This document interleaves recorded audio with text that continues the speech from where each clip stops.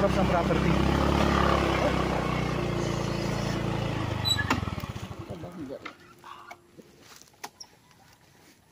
Okay, nandito na po tayo. So yung unahan na bahagi kaninang pinakita ko, yung tabing kalsada, kasama po yun. Tapos dito na tayo sa mas malaking part ng property mga kapraps. So ito yung dinaanan natin. Ito na yung boundary ng property. Yan, ikutin po natin ito. Marami din itong mga tanim na prutas. Yan, ipakita ko po sa inyo ang mga tanim dito. Yan, dito sa bungad pa lang mga kapraps. Ayan, mayroong dalanghita. Tapos mayroong rambutan. Dito mayroong langka.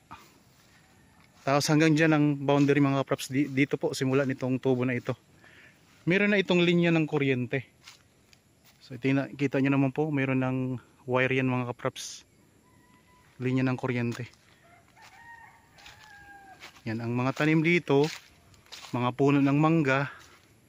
At ang ganda po ng tsura ng lupa kasi puro Carabao grass na. Yan, ang ganda mga kapraps, oh, Carabao grass na. Ito, puno ng mangga. Tapos meron kayo ditong mountain views. Ito, ang daming mangga dito mga kapraps. Yan. Mula diyan hanggang doon po yan mga kapraps ang boundary. Yung may mga nakikita nyong medyo maraming puno na, yun na yung pinaka boundary ng property. Tapos dito tingnan nyo po, ang ganda ng view dito. Puro barbed wire po ito. Sorry, puro Carabao grass. Yan, hanggang dito sa puno ng mangga ang boundary nya. Pupuntahan natin yung rest house. Meron na kasi itong kasamang rest house. Ayun, oh. Rest house mga kapraps. Tapos dito, ito ay mayroon ditong maliit na creek. Nasa ngayon wala pa po siyang tubig. Yan yung pinaka boundary ito. Yung may kawayan na yan. Tapos itong mangga. Tara. May mga tanim na mga rambutan na yan. Daming bulaklak na rambutan, oh.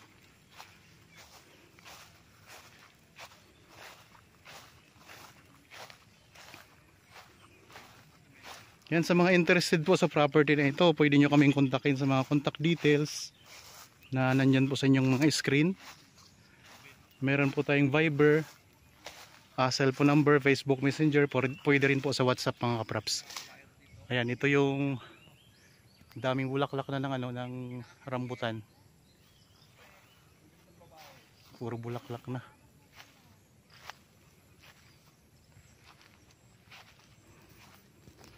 Anong puno nga ito, Hazel? Anong puno to? Ito. Dalong yan. May mga puno ng bayabas, dami mga bayabas, dalanghita.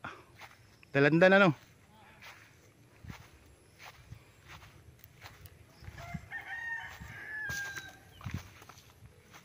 Punta tayo dun sa may taas sa bahagi para makita natin yung yung overlooking view.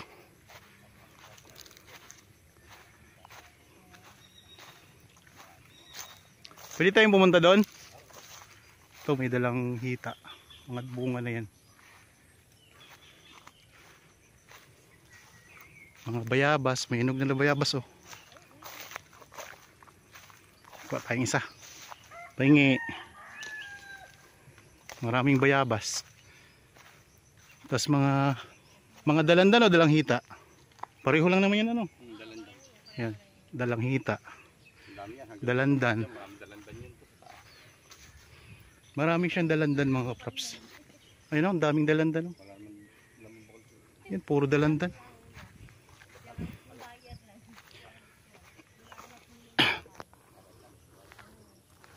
Ito ang rest house mga kapraps. Tayo.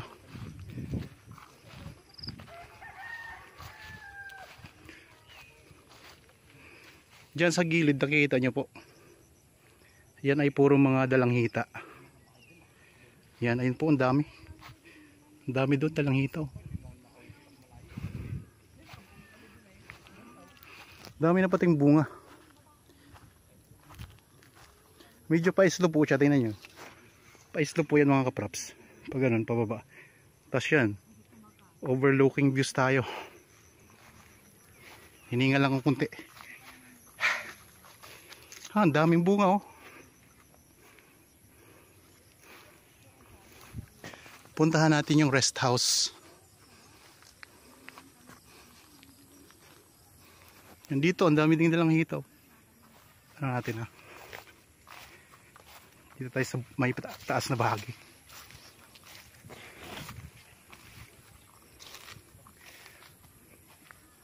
Meron ng bakod na barbed wire. Tingnan nyo po. Yan. May mga bakod na yan na barbed wire mga kapraps.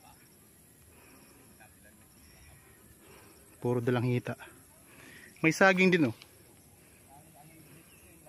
Tapos ito yung pinakamagandang view niya mga kapraps oh. Overlooking view. Tapos dito, daming mga dalandan na tanim.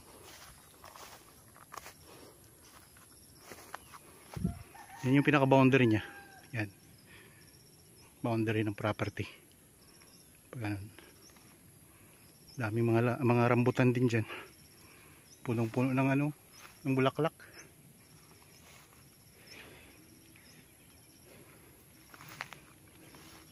Tapos maraming bayabas.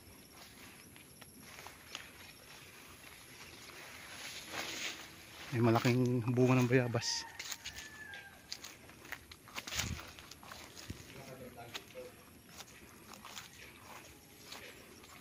Ano, isama kita sa video?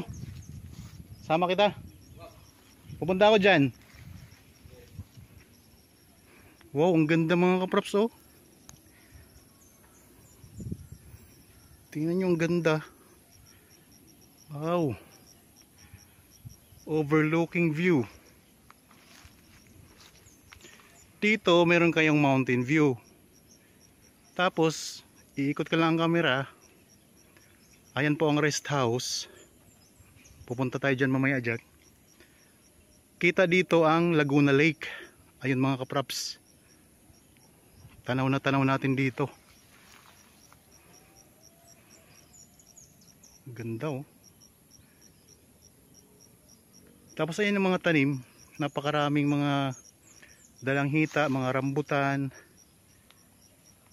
Mayroong mga puno ng mangga, may langka.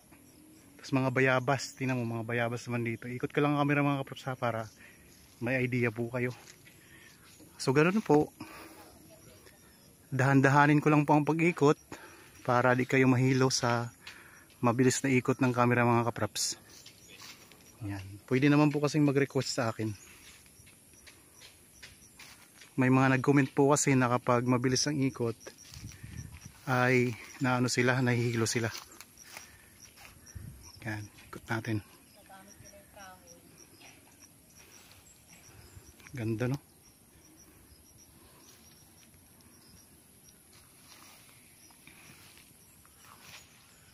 Okay, pupuntahan na natin yung ano, rest house.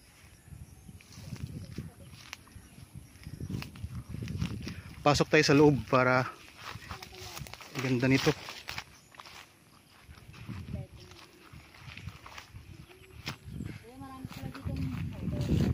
Ayun, malalaki dyan sa taas. Ulit mo. Yan, ang ganda din ng rest house mga kapraps. Bagong gawa lang to. Ilang taon ba nga lang to kuya? Mga 1 year lang ito.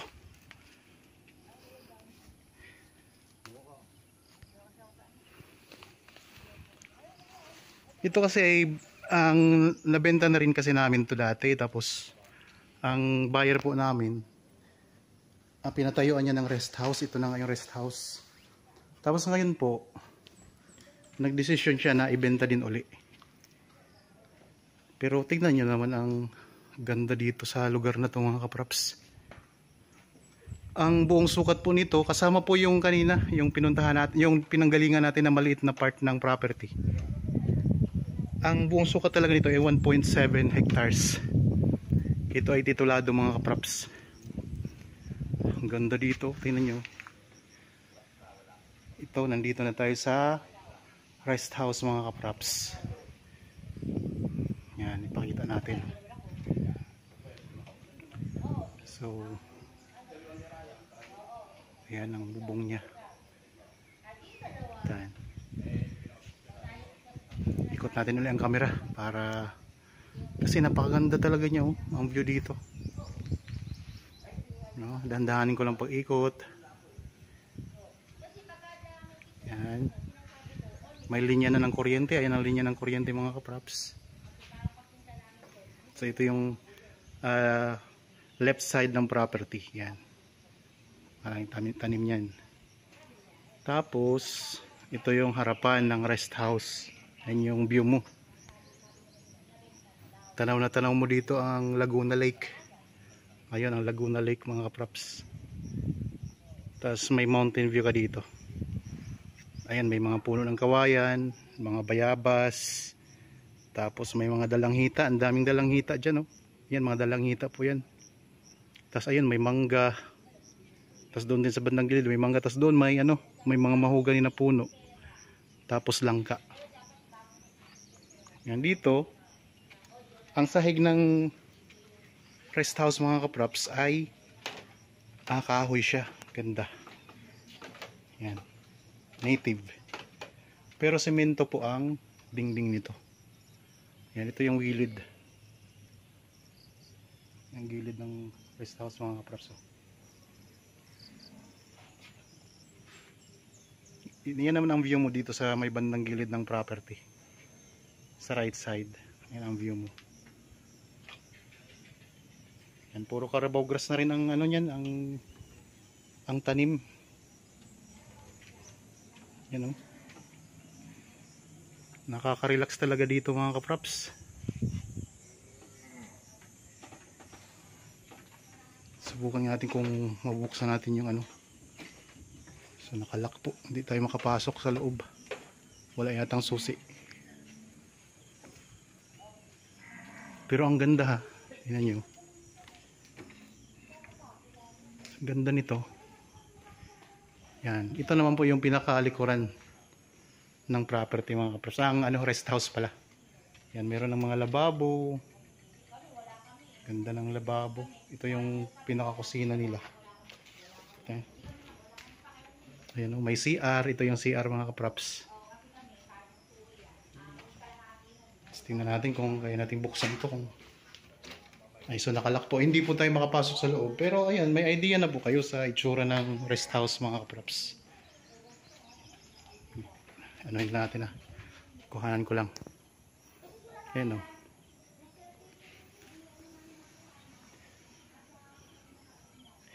Ganda. So punta tayo ulit doon sa harapan. I-highlight natin to. Ang ganda kasi.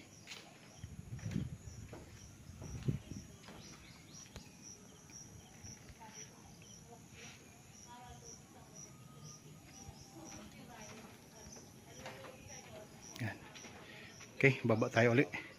Pupuntahan natin yung gilid ng bahay. Para ikot na ikot talaga natin to.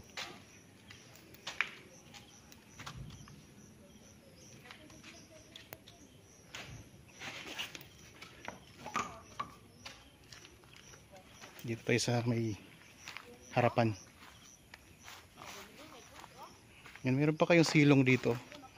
Ito, silong ng bahay.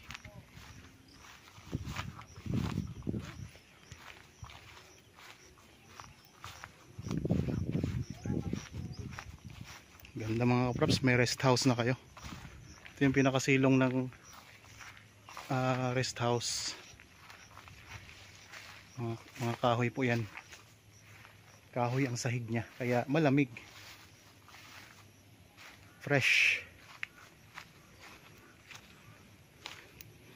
Puntahan natin ang kabilang boundary nito.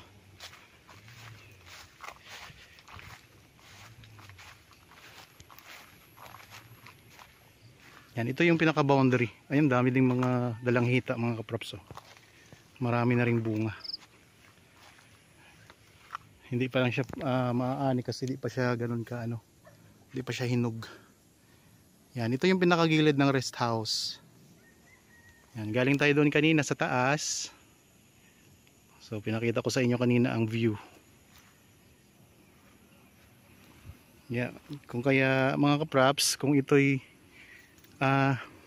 interested po kayo sa property, pwede nyo po itong bisitahin. Meron kayong part ng property na katabi ng kalsada, tapos may kalsada na po dito pagpunta sa mas malaking bahagi ng property. 1.7 hectares ang kabuang sukat nito. Meron na kayong rest house. Yan, kung gusto niyo po yung pagandahin, pwede naman mga kapraps. Ang ganda ng view dito sa loob ng property. So ulitin ko lang po, ito ay matatagpuan natin sa bayan ng Pagsanhan, Laguna.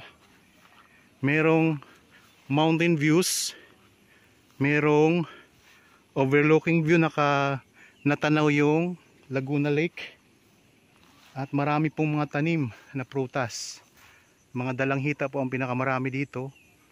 May mga rambutan din po, mangga, mayroon din puno ng langka, may mga bayabas. Kaya kung nagustuhan nyo po ang property na ito, kontakin nyo lang po kami mga kapraps, para kung gusto nyo makita ng personal, magpa-schedule lang kayo sa amin. Okay, para po sa mga bago pa lang sa aking channel at napadaan lang po dito sa aking channel, huwag nyo pong kalimutang mag-subscribe at pindutin na rin po ang notification bell para maging updated kayo sa mga bagong property na i-offer namin. Maraming salamat po. Lagi tayong mag-iingat at God bless po sa ating lahat mga kapraps.